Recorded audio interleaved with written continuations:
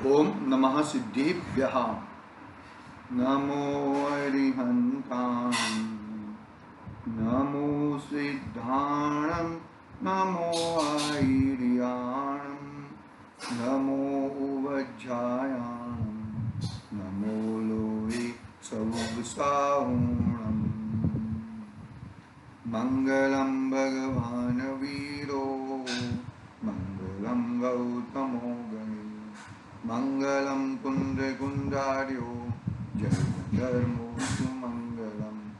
सर्वमंगल्य मंगल्यम सर्वकल्याणकारकम, प्रधानम सर्वधर्माणां, जैनं जयतु शासनम, जैनं जयतु शासनम।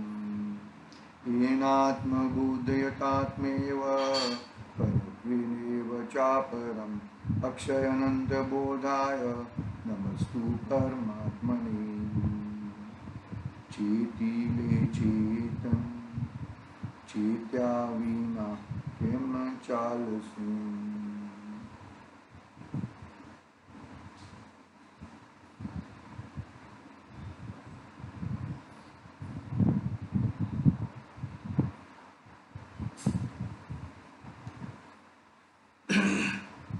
समाधि तंत्र महान आचार्य देव पूज्यपाद स्वामी का एक महान ग्रंथ।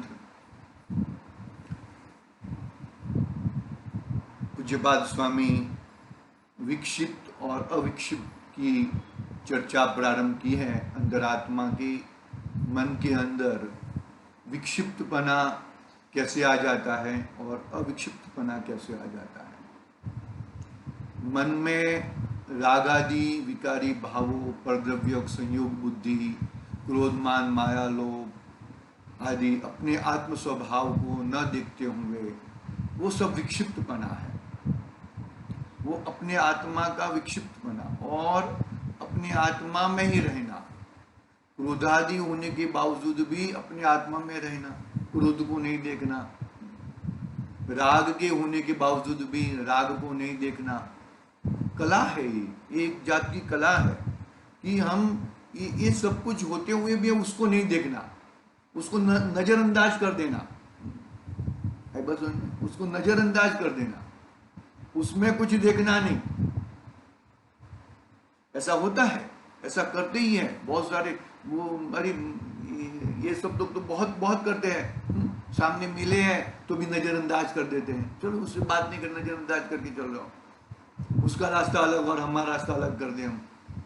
तो राग का रास्ता कर्म की ओर जाता है और मेरा रास्ता, शुद्धात्मा का रास्ता मोक्ष की ओर जाता है।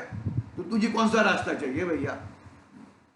अविक्षिप्तपना है वो मोक्ष को लेके जाएगा, और विक्षिप्तपना है वो तुझे संसार में रखड़ाएगा। कौन सा मार्ग चाहिए? गाथा क्रमांक 37 पे हमने बात की थी। आगे क्या कहते हैं, देखो भावार्थ पढ़ लिया था हमने, विशेष स्पष्टीकरण पढ़ना है। देखो, मैं शरीर आदि से और राग द्वेषादि विकारों से भिन्न, पवित्र, स्थिर और विनायक स्वरूप हूं।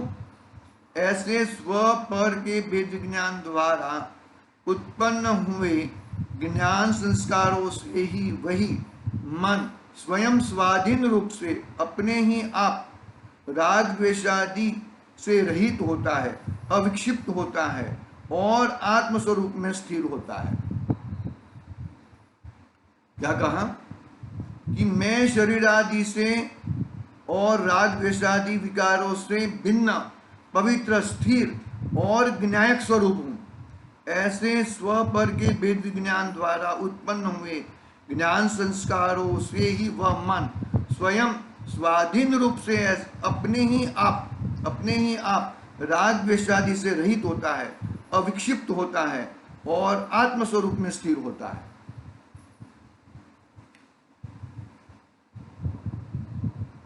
समझ में नहीं आता है कि एक तरफ तेरा राजा जीव राज है और एक तरफ कर्म राज है। तू जीवराज होके तू कर्मराज को क्यों देखता है? और कर्म में तू क्या कर सकता है? कर्म के अंदर तू कुछ भी कर सकता नहीं है, वो एकदम महासिद्धांत है। वो कर्म में आए हुए बातों को, कर्म के सिद्धांतों को तुम क्या कर सकते हो? कर्म के सिद्धांतों में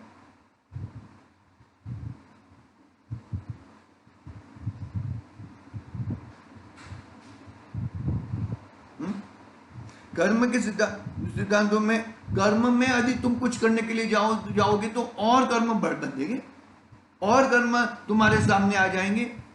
कर्म के सामने बड़जबरी करना मतलब, कर्म के सामने बोयो चढ़ाना, उसका मतलब और कर्म बांधना ऐसा है। अपना जीवराज, अरे तुम कर्म में चाहो तो भी कुछ कर सकते नहीं हो। चाहो मुझे करना है, मुझे करना है, तुम कुछ कर सकते नहीं हो। कर्म जो तूने बांधे हैं वो तुम्हारे उदय में आए हैं, उसको तुमको भुगतना ही है। कैसे? निस्वार्थ भाव से। मैं उसका करता नहीं हूं, वो मेरा कुछ कर सकते नहीं है। वो अपनी चाल से चले और मैं मेरी चाल से चलूंगा। उसका द्रव्य क्षेत्रकाल भाव उसके अंदर है और मेरा द्रव्य क्षेत्रकाल भाव मेरे अंदर है। आई बात समझ में? इस तरह से हमें बहुत ही मजबूताई से अपनी चीज क्या है उसको पकड़ के आगे आगे बढ़ना है हमें। नहीं तो किधर भी फेंके जाएंगे हम, कहां चले जाएंगे, कैसा होएगा, कुछ पता नहीं है। अविक्षिप्त और विक्षिप्त, विक्षिप्तपना छोड़ो, अविक्षिप्तपना यानी कि अपने आत्म स्वभाव में आ जाओ। बार बार आचार्य देव हमें ये उपदेश दे रहे हैं। यहां तो अंतरात्मा की बात चल रही है, अंतरात्मा, क्योंकि अंतरात्मा की बात करने वाले हैं तो अंतरात्मा में ऐसी परिस्थिति है। हम तो बहिरात्मा है, तो हमारी तो कितनी गड़बड़ वाली परिस्थिति होगी, सोचो।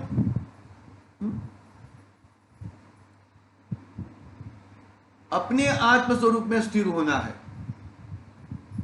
अपनी चीज में स्थिर होना है, अपनी वस्तु में स्थिर होना है, अपनी मजबूताई पकड़नी है। मैं शरीरादि और राग द्वेषादि विकारों से भिन्न, पवित्र, स्थिर और ज्ञायक स्वरूप हूं। ऐसा स्वपर के वेद विज्ञान के द्वारा उत्पन्न हुए ज्ञान संस्कारों से वही मन स्वयं स्वाधीन रूप से अपने ही आप राग द्वेषादि से रहित होता है, अविक्षिप्त होता है और आत्मस्वरूप में स्थिर होता है। ऐसी हम स्थिरता प्राप्त करें भैया, ऐसी स्थिरता प्राप्त करेंगे तो ही होएगा।